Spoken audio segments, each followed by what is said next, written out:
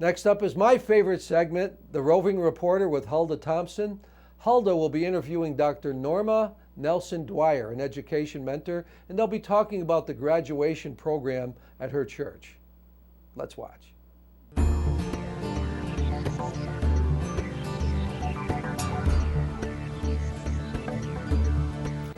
Welcome to the Roving Reporter segment of Impact, where we highlight special events and organizations in and around the capital region. Since this is graduation season, we are spotlighting a not-so-typical graduation ceremony held annually here in the capital region. My guest is education mentor, Dr. Norma Nelson-Dwyer. Norma, welcome. Thank you. Thank you. Now, before we go into the ceremony and talk about Education Day, I want to talk a little bit about your background. What is your background as an educator? I started very early in Jamaica. I taught there. I taught in Grand Cayman. And then I got a scholarship to go to France to study after I had done my bachelor's at the University of the West Indies. And there I did a PhD in French language and linguistics. Wow. From France, I left and taught in Canada, both at the University of Master University in Hamilton, as well as University of Toronto. Okay. And then I came into the United States because I was recruited to teach and be a language educator in the Rochester School District. Okay. I love teaching, even though my greatest desire was to go into medicine. But when I went into teaching, I realized how much of an impact I would have on young minds. And I think you have made an extraordinary impact on so many lives in and around this capital region and beyond. And that's why I brought you here today, because I'm so humbled whenever I talk to you, whenever I see you, as to your drive when it comes to education and your passion for education. Now, since you've been in this field for so long, talk to me about some of the things that you find that get students like motivated to the point where they want to go on from, say, high school to a college to a doctorate degree. I think one of the most important reasons why kids want to go on is the impact of their parents. To me, as they say, the saying goes, it takes a village to raise a child. Yes. I do think so. I was raised by a village, okay? And it's either parents or an adult who has an impact on that child. I think, and I've watched it once, The Blind Side. It's that story of that young man, homeless, and was taken in by a family and went on to high school and then to the NBA or NFL, whichever one it is. But it takes someone showing an interest in a young person. And that's what we try to do at church. Yes. That's what we try to do at church. I've worked in the school system, in urban schools. And one of the things, like you said, when that student or that child doesn't have a parent at home or some adult in their life to push them, it is up to the teacher. And you have a favorite story that I want you to tell of this young man and how this young man's life was turned around because of you. I was teaching in Rochester at the time, and this young man had about 3 weeks straight, he had not turned up to school. When he did turn up to school that Monday morning, the teacher, the chemistry teacher, had decided he had to give a test. And although he had not been there for 3 weeks, and a lot of the material on the test were taught in those past 3 weeks, he was able to ace that exam. And so, we realized that he had the ability. Yes. And I decided, you are so good, I'm putting you in detention. And I placed him in detention, and his mother was mad. She was so mad at me because she said, he works to help her. And I said, you brought a son into this world, not to work for you, but for you to work for him and help him to achieve. She was mad. She really was. She had come to the school threatening to harm me. Yes. Then I left the field of teaching and went to the state to work in healthcare. And one day I went back to Rochester for a meeting, and I took a stroll in the mall. and this young man, handsome, in his uniform, the Air Force uniform, walked towards me, and I looked up at him, and he looked down at me, and I couldn't tell who he was. Yes. And he said, "Don't you remember me, Miss Nelson?" I said, "No." He said, "You remember you challenged my mother?" I said, "Oh, yes." He says, "I'm so glad. I'm so glad I saw you, because I want to tell you just that taught me that I needed to go ahead with my studies. Right now, I'm a technician in the service, but I'm hoping that I'll get a scholarship that they will pay my way to become a doctor." I think that is so And awesome. I was so happy for him. I gave him a hug and said, "I'll continue praying for you. Yes. You know, just go ahead and do what you want to do." Yeah, and I mean, know. for me, I know in my life, it's always been a teacher. I mean, I have family members who have supported me, grandparents. We have, in our tradition, you, at the end of the school year, you take your paper with all your A's or B's or whatever, and you have to parade it through the entire family. Oh, yes. Oh, yes. And I mean, if you're doing good, you get the couple dollars, That's of course. right. But it's bragging rights for that season. It's bragging rights for that year. And for the parents. And for the parents to Yes. say, you know, we've made the investment in our child, and the child has brought back, Yeah. you know, a good return. You know, and I think it's so wonderful, especially in our communities. You know, the one thing I love about Capital City is that there is a community of people there that pushes Yeah. education. Yeah. Yes. You know, you've been doing this for 20 years at Capital City. And Yeah. I mean, when I called you about this interview, I thought, okay, she's been doing this for 6 years. And you said 20 years of investing your time and your energies in the lives of so many young women and young men, and showing them the importance of the vehicle of education. Why do you do it?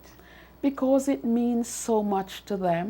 Another thing why I did it is that some of the kids, their parents, because we are Seventh-day Adventists, does not allow them Yes. to go and graduate if it's on a Saturday at the college.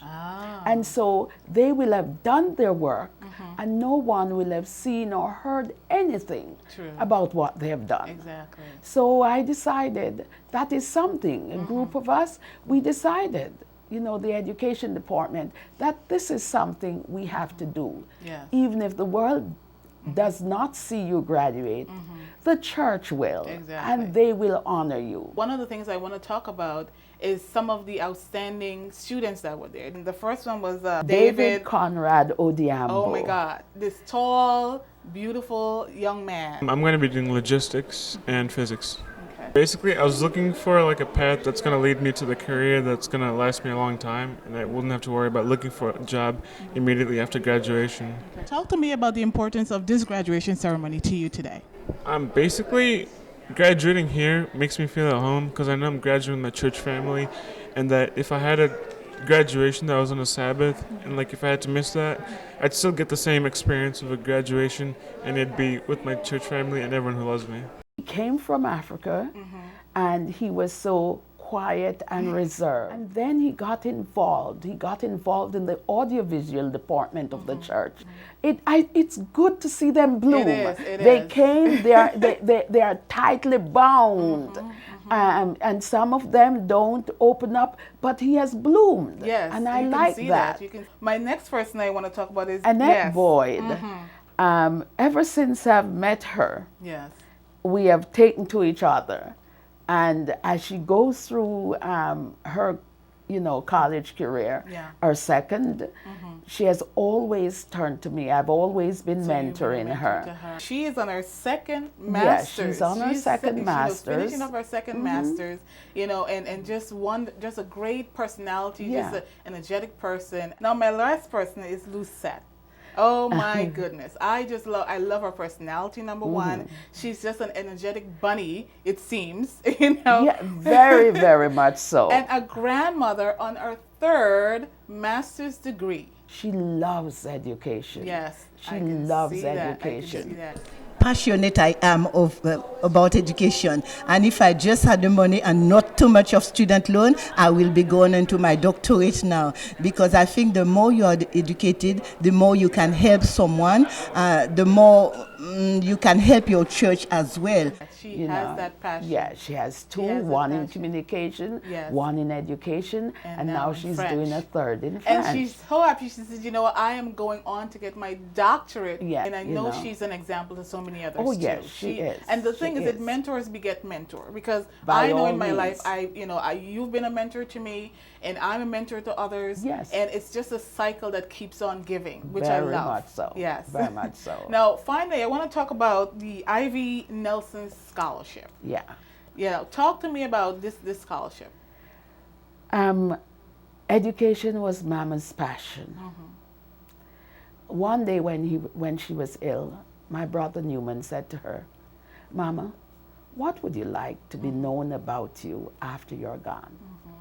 And he said, Newman, I wanted an education so badly, and I didn't get one. Yes. If she went to grade 5, she did high. Wow.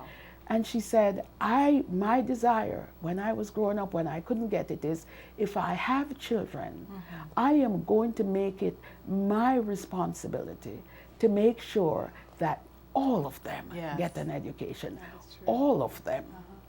And so that's what she did. Yeah. She was, whatever she worked, she made sure that we did our work. Half the time she didn't understand a thing we were doing. And then later on we came to realize that Mama doesn't know that, but you don't dare. You know, she says, did you do your homework? Yes. Yes, Mama. Show it to me. And sometimes you feel like saying, why But show you it to you when you don't know what it is? Every one of us Yes. read somewhere because she decided that you are going to do it, Yes. whether you want to or not. Exactly. Okay? Exactly. And when I went down and she was dying, she says, Norma, I want you to do something that I can be remembered by. And I said, okay, Mama, I will. And I came back and I started the Ivy Nelson Scholarship Fund. That is a wonderful legacy for a woman who loved education and was instilled that into all of her children. Yes. And I think it's one of those things that parents today, some are striving to do it right, and some are having such a hard time doing it. And I think education mentors are so much needed. Oh, yes.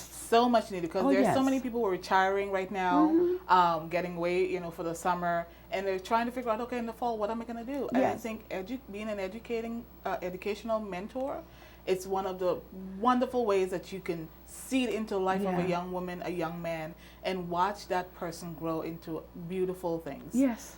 For our community, for our country, and beyond. This year, we are saying to them, hold high the torch. Because there's others Yes. coming after you.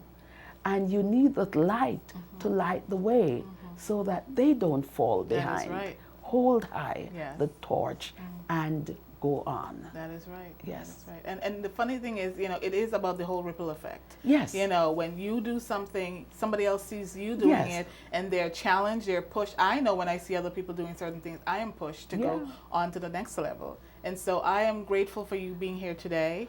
It's been a pleasure having you. And I hope you come back sometime and talk a little bit more about education. You've been watching the Roving Reporter segment of Impact. I'm your host, Huldah Thompson. See you next time.